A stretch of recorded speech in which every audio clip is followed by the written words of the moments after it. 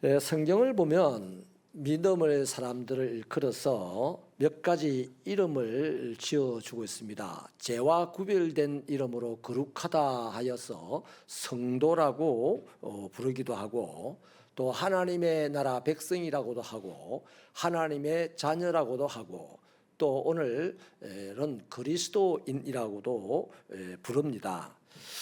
이 모든 호칭에는요, 딱 한 가지가 있습니다. 의인이라는 의미가 들어가 있습니다.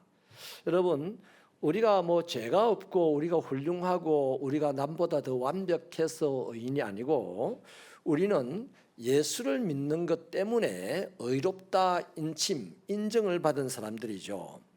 그래서 이 말씀을, 의인이라, 그리스도인이 의인이다 하는 이 말씀을 근거로 오늘 말씀의 6절과 연결을 해보면, 의인의 머리 위로는 뭐가 내려온다? 하나님의 복이 내려온다. 그러니까 그리스도인의 머리에는 하나님의 복이 내려온다. 성도의 머리에는 하나님의 복이 내려온다. 하나님의 자녀들의 머리에는 하나님의 복이 내려온다. 이렇게 풀어보면 되겠습니다. 자, 내 의를 포기하고 하나님의 의인 예수를 믿음으로써 우리는 우리의 머리 위로 복이 내려온다는 겁니다. 이 중요한 변환점이 여기 있습니다. 내 의를 포기하고 하나님의 의인 예수를 믿음으로 받아들여서 우리의 머리 위에는 하나님의 복이 임한다는 것입니다. 그러니까 이거 생각만 해도 기분 좋고 즐겁고 감사한 일입니다. 오늘 6절에서 의인의 머리 위에는 복이 임하니를 해서, 의인은 예수 믿는 자이기 때문에 의인들의 있는 자리에는 뭐가 내려온다? 복이 내려온다. 여러분, 나 한 사람 그리스도인으로서 있는 자리에 복이 내려오면 내 주변에 있는 사람들은 복을 받는다, 못 받는다? 복을 받는 거죠. 그래서 우리가 잘 쓰는 말이 있습니다. 축복의 통로. 그 복은 바로 누구로부터 시작된다? 나로부터 시작된다. 이런 이제 말이 이루어지는 거죠. 그런데요, 그 다음 구절을 보면 조금 애매하게 다른 내용이 나옵니다. 악인은 복이 임하지 않는다, 이래야 되거든요. 자, 의인의 머리에는 복이 임하고 악인의 머리에는 복이 임하지 않는다, 이래야 정상적인 문구가 되는데, 의인의 머리에는 복이 임한다고 해놓고서 악인에게는 뭐라고 합니까? 생뚱맞은 얘기를 하잖아요. 악인은 그 입에 독을 머금었다, 이래 얘기합니다. 성경을 보면요, 자주 대꾸를 이루면서 그분이, 주님이 하고 싶은 말을 하는 경향이 아주 농후합니다. 근데 자문은 더 그래요. 뒷구절에서 말씀을 풀어서 앞의 말을 이해할 수가 있고, 앞절의 말씀을 뒷구절을 보면서 풀어낼 수가 있는 건데, 이 대꾸라는 형식 때문에 그런 거예요. 그러니까 의인의 머리에 복이 임한다, 이 말은 악인은 복이 없다, 이 말입니다. 악인의 머리에는 복이 임하지 않는다는 말인데 그 해석을 해놨어요. 악인은 뭐가 있다? 입술에 뭐가 있다? 독을 머금고 있다. 하나님의 복은요, 하나님은 복을 명하시거든요. 형제가 연합하여 동감이 어찌 그리 선하고 아름다운 거, 그게 뭐 헐몬산에 내리는 그 이슬 같기도 하고 뭐 이러면서 하나님이 복을 명하사, 이렇게 얘기하거든요. 복도 인격체로서 하나님에게 명령을 받고 움직이는 거예요. 그러니까 의인의 머리에, 그게 나의 의를 포기하고 하나님의 의를 예수 믿는 것으로 받아들이는 그 사람에게 머리에 복을 주시는데, 악인에게는 복을 딱 주려고 보니까 악인이다, 이거예요. 그 어떻게 해서 악인입니까? 그 사람이 입에 독을 머금고 있어요. 그 조금 더 풀어보면 그래요. 예수 믿는 사람의 입에는 독을 품고 있지 않습니다. 누구를 믿고? 예수를 믿고 하나님의 의를 받아들였기 때문에, 자기 의가 없기 때문에 입술에 독도 사라졌어요. 입 안에 독도 사라졌어요. 그런데 악인은 예수를 안 믿어요. 하나님의 의를 받아들이지 않아요. 자기 의를 주장해요. 자기 의를 주장을 하려고 하니까 주장은 어디를 통해 나온다? 주로 입을 통해서 나오거든요. 그 입 안에 있는 자기 의를 주장을 하려고 하니까 욕설이 막 나와요. 악한 것이 독설스러운 것들이 나온다 이 말이에요. 저건 전체적으로 이해가 될 것입니다. 자, 그렇게 보면 하나님께서 당신의 복을 명했는데 그 복이 누구에게 가느냐? 그리스도인에게 간다. 그럼 그리스도인은 어떤 사람이냐? 입술에 독이 없는 사람입니다. 오늘 이 입술에 독한 말 때문에 사람들이 다 죽고 죽이고 하는 거거든요. 자, 그러니까 여러분, 저와 여러분은 하나님에게 복을 받았고 그 복을 받은 그 복이 우리에게 도착을 하려고 하는데 우리 안에 만약에 독이 있다. 독이 있으면 복이 여기서 회전을 할 겁니다. 아닌데요 이렇게 하고 회전을 할 거예요. 그런데 우리 안에 나의 의가 없고 예수의 의가 있다. 하나님의 의가 있다. 그럼 복이 스펀지에 물이 들어가듯이 쑥 들어와서 내가 내 마음이 형통하고 내 삶이 형통하고 내 이웃이 형통하게 되는 축복의 근원이 되는 거죠. 여러분, 그래서 저는 이 입술이 중요하다는 얘기를 지금 말하는 게 중요하다는 말씀을 드리려고 하는 겁니다. 하나님을 가만히 보십시오. 하나님도 말을 항상 먼저 합니다.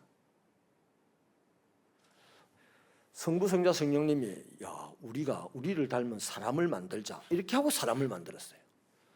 또 하나님이 빛이 있으라 말하고 빛이 생기도록 했습니다. 할렐루야. 근데 그 하나님의 말을 가만히 살펴보면 하나님의 말에는 독이 있더라 없더라? 독이 없어요.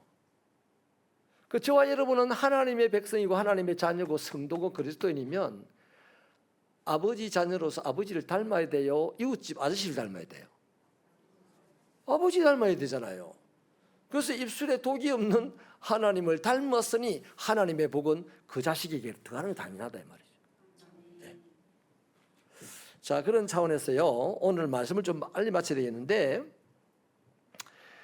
우리가 예수를 믿으면 어떻게 변화되냐면 점점 독한 말들이 선한 말로 바뀝니다.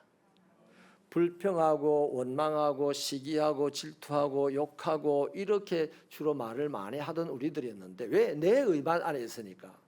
그런데 나는 나의 의를 포기하고 하나님의 의를 예수님 믿는 것으로 받아들이기 때문에 예수를 믿을수록 점점 나의 입술에 독한 말들은 점점 사라지고요. 그 다음 하나님이 기뻐하시는 말들이 점점 돋아나겠죠. 하나님의 말투를 닮아가겠죠. 제가 요즘 가만히 우리 장모님이 이제 뭐 내일 소천하셔도 별 이상이 없는 뭐랄 수 없는 이상이 없다니 좀 그건 이상한데 내일 소천하셔도 충분히 이해가 될 만한 그런 상태에 계신데요. 아무리 말을 씹혀도 대답을 안 합니다.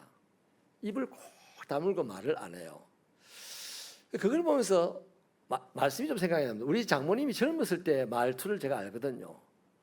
그냥 세상 사람들하고 어울려서 그냥 그렇게 묻혀서 살아가다 보니까 그대도 사람들이 다 말이 좀 독합니다. 그런데 우리 장모님이 어느 날 예수를 믿고 난 다음부터 말이 점점 부드러워져. 우리 장모님의 특징 같아요. 제가 만난 우리 장모님. 말이 점점 부드러워져서 지금은 어때요? 아예 말을 안 해요. 너무너무 부드러워졌어요. 안 그렇겠습니까? 당장 지금 주님 얼굴을 대할 텐데 그 입술의 말이 주님을 거의 닮지 않겠습니까? 우리 주님도 이 세상에서 말을 그렇게 많이 안 하셨어요. 자, 이런 차원에서 여러분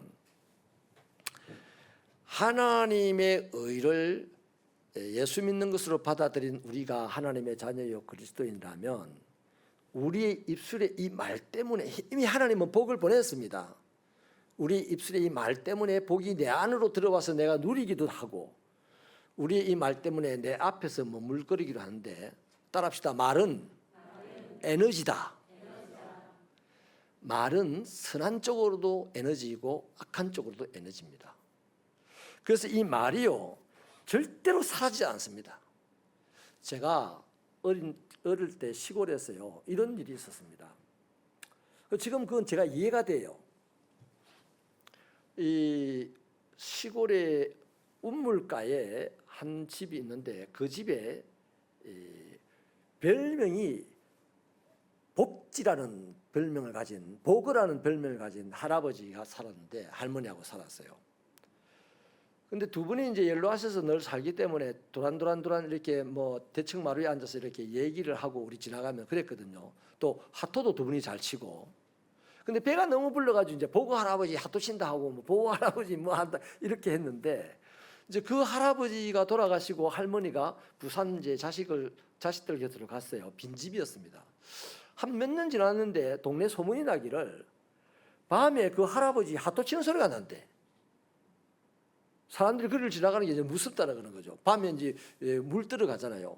여름에는 또 한밤에 더워서 물 떠오기도 하고 생수를. 그런데 그 길 가면은 사람이 아무도 없는데 할아버지가 두런두런 할머니하고 얘기하는 소리가 들리고 또 하트를 딱딱 치는 소리가 들린다는 거예요. 나중에 설교 준비를 하면서 이런저런 말에 대한 내용들을 이렇게 살펴보니까요, 말은 절대 안 사라진대요. 말은 이 세상이 끝날 때까지 안 사라지고 돌아다닌대요. 내가 한 말은 전부 지금 내 주위에서 돌고 있어요. 어느 날 그 말이 탁 귀에 들릴 수도 있는 거죠. 그래서 말을 에너지라고 하는 거예요.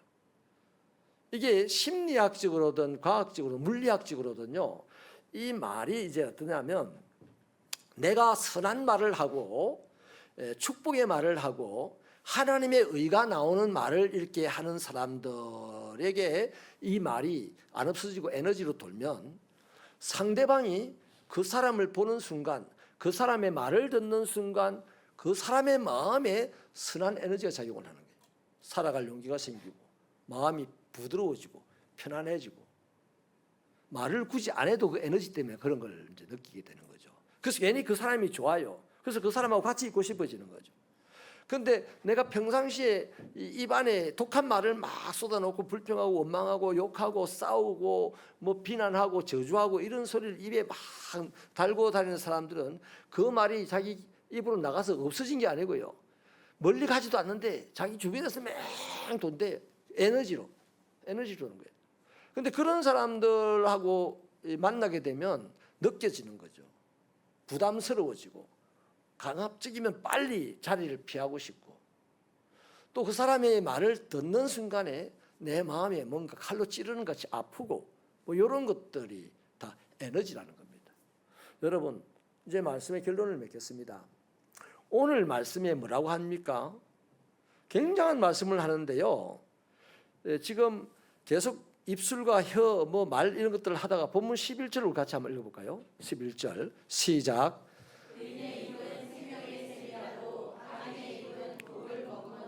아멘.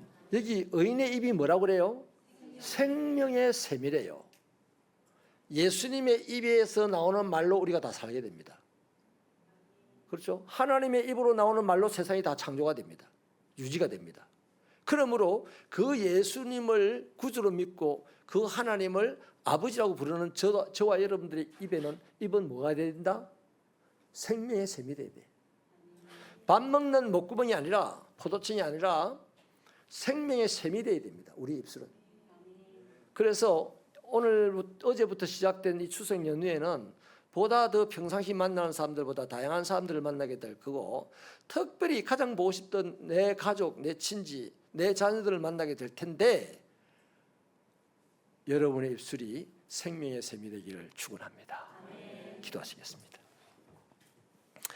하나님, 말로써 생명을 낳는다는 격언도 있는데 우리는 의인의 말로써 자신만 사는 것이 아니라 남도 살리게 되고 계속해서 더 놀라운 생명을 이 땅에 불어넣는 삶이 되게 하여 주옵소서. 우리의 입술에 성령님을 붙여주시고 우리의 입술에서 나오는 말이 하나님을 기쁘시게 하고 우리의 말을 듣는 사람을 행복하게 하고 살아갈 용기를 줄 수 있는 그런 말이 되도록 이번 한 주간 특별히 우리 입술을 주장하여 주시옵소서. 그리하여 하나님의 큰 복의 통로가 되도록 은혜를 베풀어 주옵소서. 원근각지 많은 이동을 할 텐데 하나님 안전하게 하여 주시옵시고 우리 성도들을 통하여서 그 있는 자리가 화목한 자리가 되게 하여 주옵소서. 예수님 이름으로 기도하옵나이다. 아멘.